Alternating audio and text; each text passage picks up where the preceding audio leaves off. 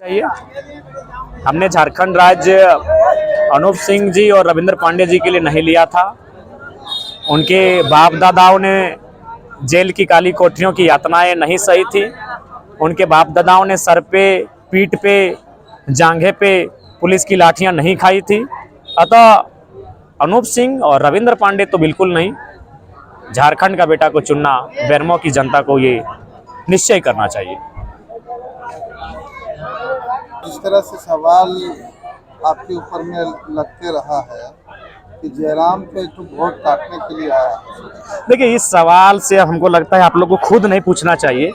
Vote काटना, जब जिसने भारत की हिस्ट्री में हिस्ट्री बना दिया कि आज तक किसी इंडिपेंडेंट ने फर्स्ट टाइम चुनाव लड़के 3.5 लाख वोट नहीं लाया है, तो हमें लगता है इस सवाल को आप लोगों को खुद विराम दे देना चाहिए था।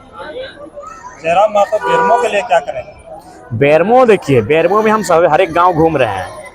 उन गांवों की जो समस्याएं थी, बिजली, नली, सड़क, और हमें लगता है बेरमो एक कंपनी क्षेत्र में आता है। सीएसआर के मद से इन समस्याओं का समाधान होगा, लेकिन वर्तमान विधायक उस सीएसआर मद का उपयोग अपने फुटबॉल और क्रिकेट का स्टेडियम अपने पिताजी के नाम से बनाने में करने में लगे हैं।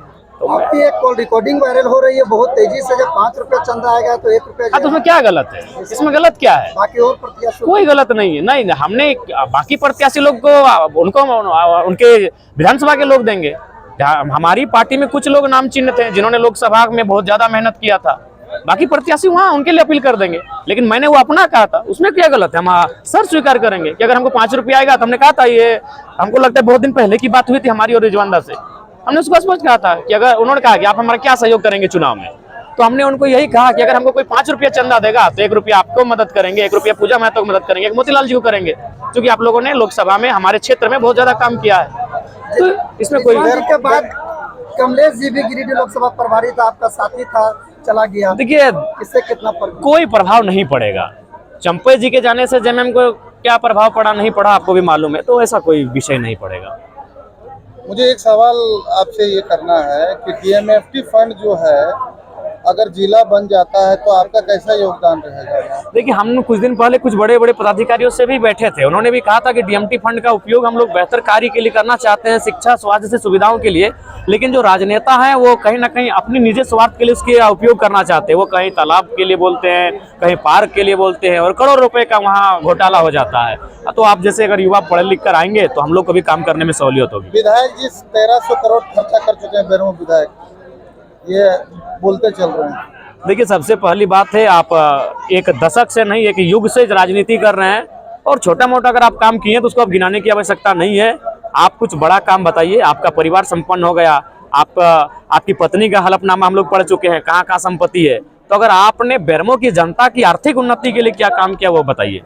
ये भी घूस के लेके आप बोल रहे हैं जो मैया ये घूस ही है, बिल्कुल घूस है। किस तरह का घूस है? कैसे नहीं घूस है? आपने सीएचओ की नौकरी 150 राजस्थानियों को बेच दी, आपने लैब टेक्नीशियन की नौकरी बेच दी, आपने सीजीएल में जो आज बच्चे हताश हैं उनकी नौकरी को 20-20 लाख में बेच दिया।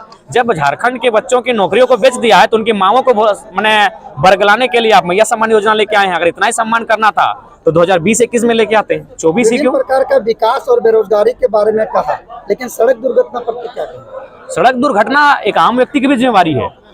हमें भी जो सड़क यातायात के जो नियम है उनका अनुपालन करना होगा। घटना होता है वही व्यक्ति को टेस्ट कर दिया जाता है। इसके लिए सरकार हो या प्रतिनिधि, अभी तक कोई नियम नहीं। देखिए, इसके लिए जब तक सत्ता में नहीं आएंगे, ये सवाल अगर आप सत्ता में जो बैठे हैं 24 सालों से उनसे करेंगे तो शायद बेहतर जवाब मिलेगा। हम लोग जाएंगे तो नियम बनाएंगे। एक आखिरी सवाल, अल्पसंख्यकों के बीच ये शोर है कि जयराम मातो चुनाव जीतने के बाद बीजेपी में शामिल हो जाए। भाई देखिए, हम फिर बोलेंगे कि अल्पसंख्यक समाज हमें वोट ना देना चाहे तो मत दे, लेकिन इस प्रकार का भ्रम क्यों फैलाना? लोकसभा में हम 3.5 लाख वोट लेके खड़ा रहे हैं। उस समय अगर काश अल्पसंख्यक समाज समझते थोड़ा सा, और अगर हमारे पक्ष में बेहतर होता तो हम अभी लोकसभा में होते। अच्छा, जो भाषा है उसको अभी मान्यता प्राप्त है झारखंड में, तो उसके बारे में क्या ख्याल है? देखिए, सबसे पहली बात है कि जो राज्य स्तर की भाषाएं हैं, जिस प्रकार हिंदी उस प्रकार अल्पसंख्यक समाज के लिए उर्दू है। लेकिन जब क्षेत्र की हम बात आते हैं तो अल्पसंख्यक समाज खुद खोटा बोलते हैं।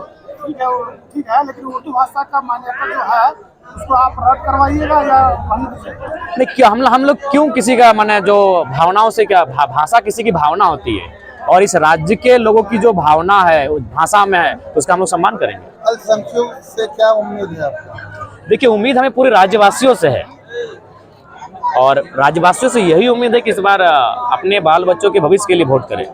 चुनाव जीतने के बाद पहला काम क्या रहेगा बेरमो विधानसभा में जो पिछले 24 वर्षों में ना? देखिए, सबसे पहला काम होगा कि देखेंगे कि कि जितनी एजेंसियां चल रही हैं वो कितनी आउटसाइडर्स हैं, वहाँ झारखंडियों को विशेष अवसर आप दिया दो जाएगा। जगह से नामांकन कराएं, डुमरी और बेरमो से, अगर दोनों सीट जीतते हैं तो कौन सा सीट अपना